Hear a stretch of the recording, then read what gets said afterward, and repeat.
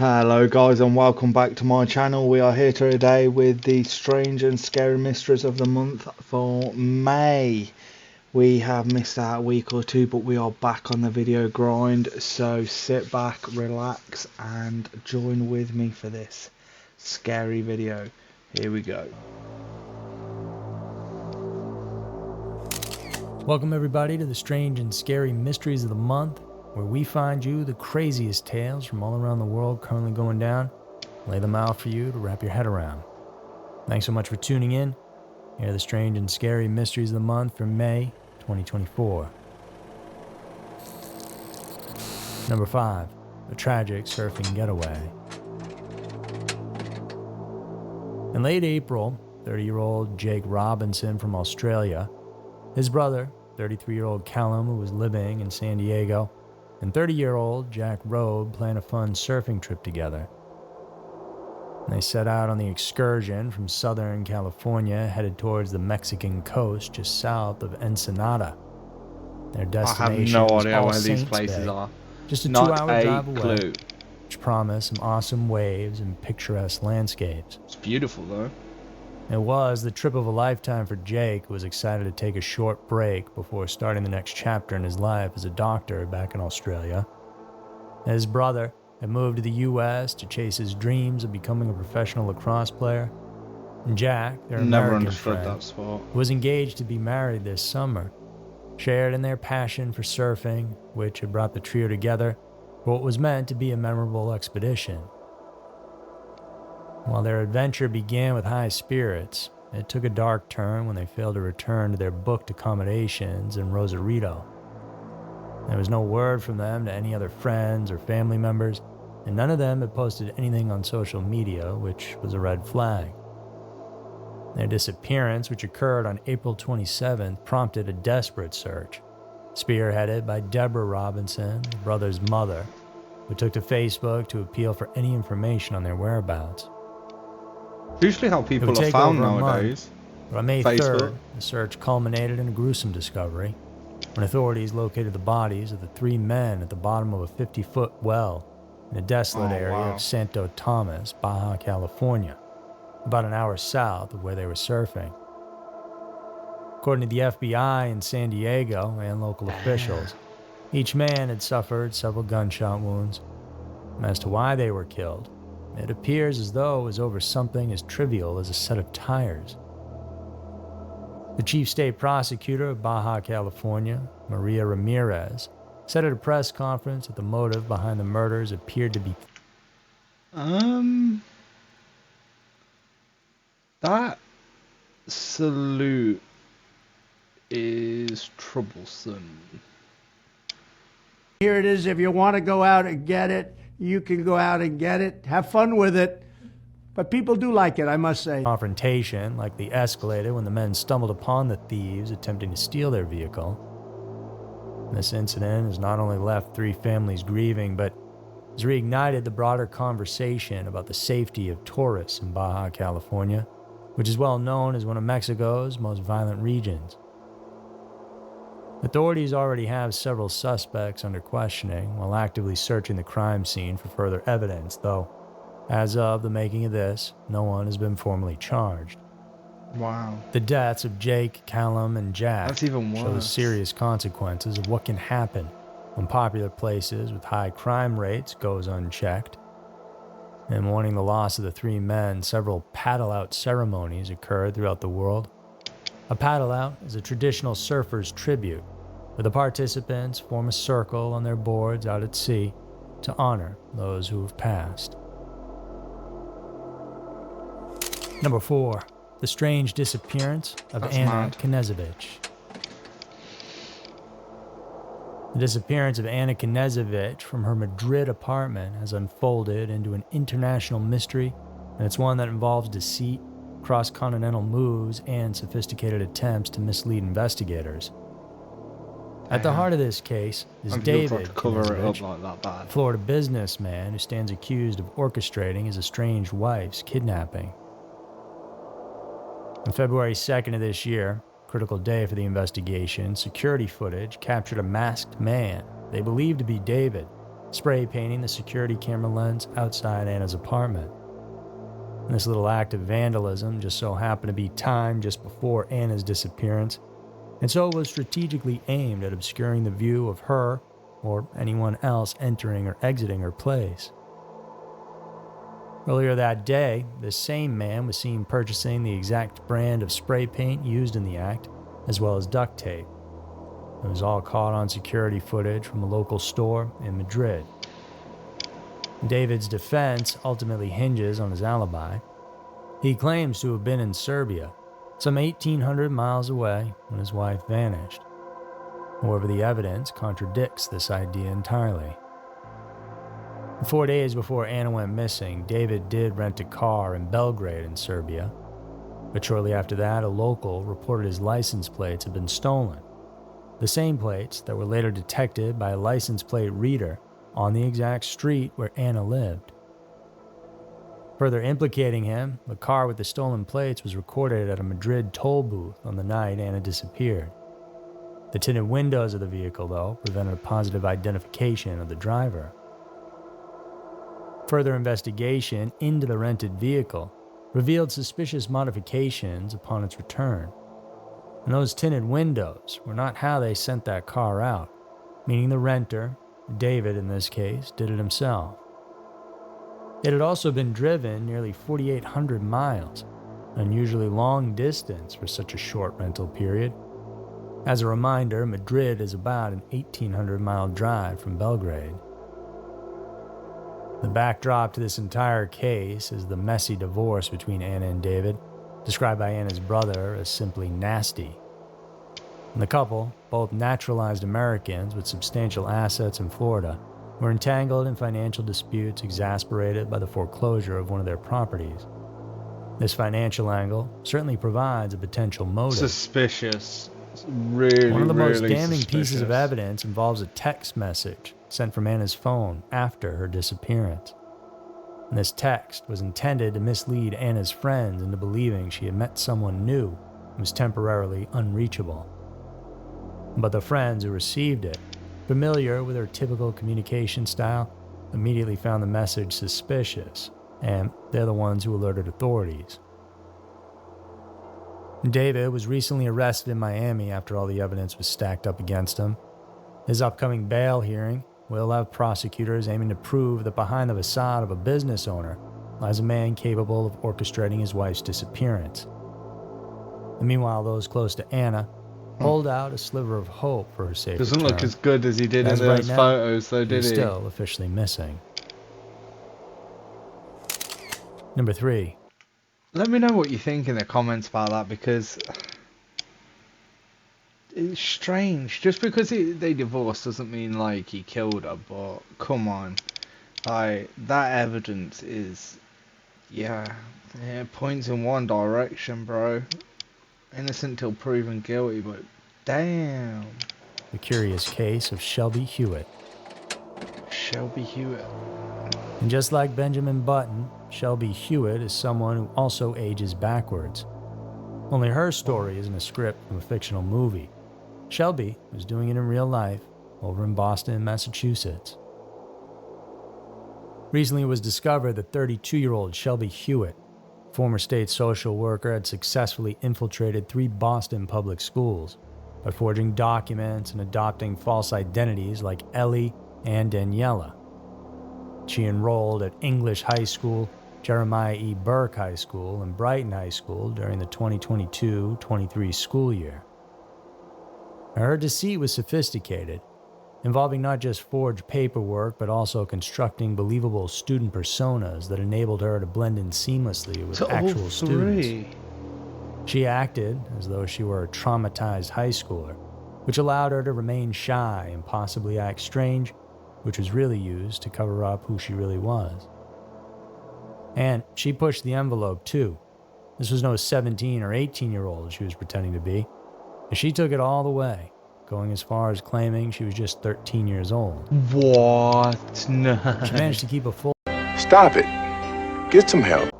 She used her resources with her state job to be able to even act as a therapist for herself, sending emails to school counselors talking about her emotional issues and how both her parents were deceased. Acting as Ellie, she wore fake braces, was even bullied by students for appearing to be in her 30s. But impressively, this allowed her to gain sympathy from teachers and counselors, allowing her to continue on with the lies. No one else thought that She played hoops for her high school woman and blended in as best she could, but the ruse was eventually uncovered when school administrators detected discrepancies in the enrollment forms during a routine check. It was a critical typo.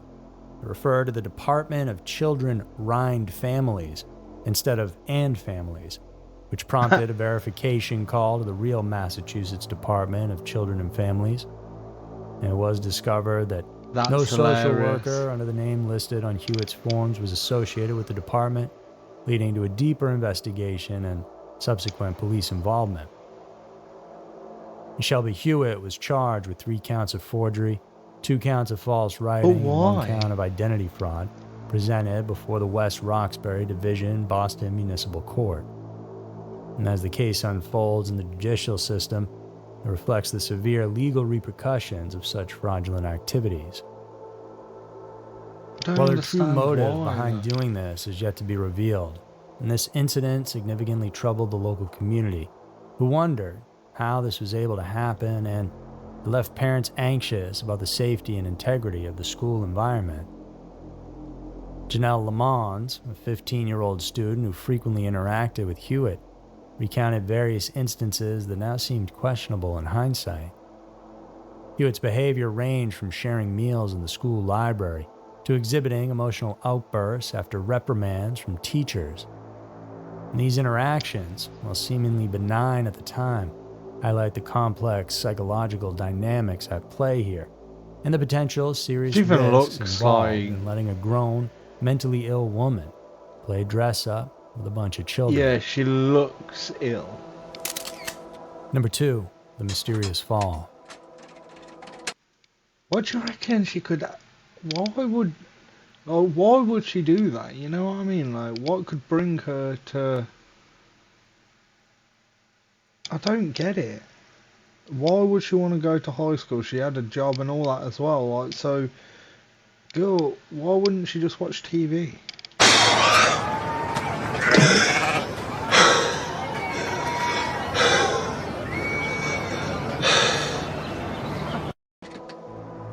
In beautiful San Clemente, California, 45-year-old Suzanne Sills and her husband, 58-year-old Dr. Eric Scott Sills, seemed to be living the perfect life. Their successful careers, beautiful home, and wonderful family portrayed an enviable picture. But what you see on the outside isn't always reality. And the truth was, this family was headed down a dark path that was a weird photo. never returned from. Dr. Sills, a prominent fertility doctor in the area, and his wife were well regarded in the community. Together, they ran a clinic helping countless individuals achieve their dreams of parenthood. November 13th of 2016 was when everything changed, though, as that morning, Eric discovered Suzanne's lifeless body at the bottom of their large staircase. His frantic call to 911 conveyed urgency, yet was eerily composed. "We've got a patient here who's fallen off the stairs and I don't have a pulse," he told the operator, suggesting she might have tripped in the dark. However, the scene didn't sit right with the authorities, who suspected foul play almost immediately. As investigators came in, the good doctor's crocodile tears were sensed by them. They searched the house for more clues. Blood stains on a curtain and a clump of Suzanne's hair in their daughter's bedroom then hinted at a struggle. The doctor claimed she had been sleeping in that room because she wasn't feeling well, but being sick doesn't mean you bleed for no reason and your hair falls out in chunks. No. Digging deeper, they then retrieved text messages from Suzanne's phone sent to her husband. They revealed a woman desperate to escape an oppressive relationship. One message reading, "I will never be free, ever. You are killing me, don't you see? I just want out." Even their son Eric's initially corroborative testimony about overhearing an argument the night before, which he later recanted, seemed to align with the evidence collected. It took a couple of years to gather all that evidence, but eventually Dr. Sills was put on trial. Damn. The prosecution Look at painted him, a he picture of a knows. man who was controlling and unable to cope with his failing marriage. An ongoing issue between the couple was of a topless photo Suzanne had posted online after losing a bet. It drove the doctor crazy that it was out there in the world. In order to gain control back, he eventually ended his wife's life, a theory supported by the forensic pathologist's conclusion that Suzanne died from strangulation. Damn. The defense posited bizarre theories, including an accidental strangulation by one of the family's dogs. Ultimately, the jury sided with the prosecution and convicted Eric of murder. His facade of a doting husband and successful doctor crumbled under the weight of his actions, and recently, in March of 2024, he was sentenced to 15 years to life. 15 years? Number 1. The geezer, he got sentenced 15 years. That is nothing. 15 years to life, but like, that's mad. So after 15 years, he can basically go up against parole, and if he's behaved himself, he can get released. That's mad. The Boy in the Chimney Mystery. Oh no, what's... The grim discovery of Joshua Maddox remains in Woodland Park, Colorado, closed a 7-year-long mystery, but opened a whole new chapter filled with strange questions. And Joshua, an 18-year-old known for his bright intellect and musical talent, vanished in May of 2008 under circumstances that did not immediately suggest foul play. He was there one minute and gone the next. What? His disappearance then prompted a local search, but From where? that turned up no leads whatsoever. Authorities didn't suspect a runaway case due to his stable family life and because he was doing well in school. However, his older brother is unliving of himself 2 years Looks prior like one of the had Henson deeply kids. affected Joshua, casting a shadow of doubt over the whole situation. On the day he disappeared, everything seemed ordinary until he never returned home. That mystery only grew deeper when exhaustive searches by the police and his family, spanning several years, yielded no clues. The turning point came unexpectedly in August of 2015 when a demolition crew began tearing down an old cabin on Thunderhead Ranch. While pulling apart the old home, which had stood vacant for over a decade, they stumbled upon skeletal remains lodged within the chimney. The body, found in a disturbing state with the knees above the head and legs dislodged from the torso, suggested a desperate attempt to enter the chimney from the roof. But a heavy piece of furniture blocked the fireplace at the bottom, eliminating the possibility of entering it from there. These were the remains of Josh, and it painted a grim picture of his final moments. As it appeared, he was trying to gain entry at the site, which was less than a mile from his family's home, when he got stuck in there upside down. However, not everybody believes that this was a tragic accident. And Teller County Coroner Al Bourne faced the grim task of identifying the remains through dental records, confirming it was indeed Joshua Maddox. What was he doing? The autopsy concluded an accidental death with no signs of trauma, supporting the theory that Joshua had attempted to enter the cabin through the chimney, tragically leading to his demise. The exact time, though, and manner of death remains inconclusive. In other words, they don't really know what happened. But here's the strange part. Josh was found wearing nothing but a thermal shirt. His pants, underwear, even his shoes were discovered beside the fireplace. And this means that either he had been in the cabin and stripped down to nothing but his shirt and then climbed the roof to go down the chimney for some reason, or there were other people there, others that may have caused his death. There was, of course, no way to tell for sure what had happened after 7 years, and any evidence that might have been there was washed away with time. Thunderhead Ranch, with its colorful history of illegal activities and wild parties, adds a layer of intrigue to the tragic story. Did something happen that others perhaps know about who have just decided to keep their mouths shut or even moved far away at this point? The discovery of the remains at least brought about some closure to his family, who had never ceased in their quest to find him. They had hoped he was out there somewhere, playing his music and enjoying life. His father Mike and sisters Kate and Ruth shared heartfelt memories of a life cut tragically short. They described Joshua as a kind and talented individual, forever marked by the loss of his brother. The family's profound grief was matched only by their gratitude for the resolution, allowing them to finally honor Joshua with a proper memorial. So there were the strange and scary mysteries of the month for May 2024. If you enjoyed this, what do you think? Like, I was gonna say maybe he was caught out like in the wilderness or something, and he tried to climb down into the cabin. But then,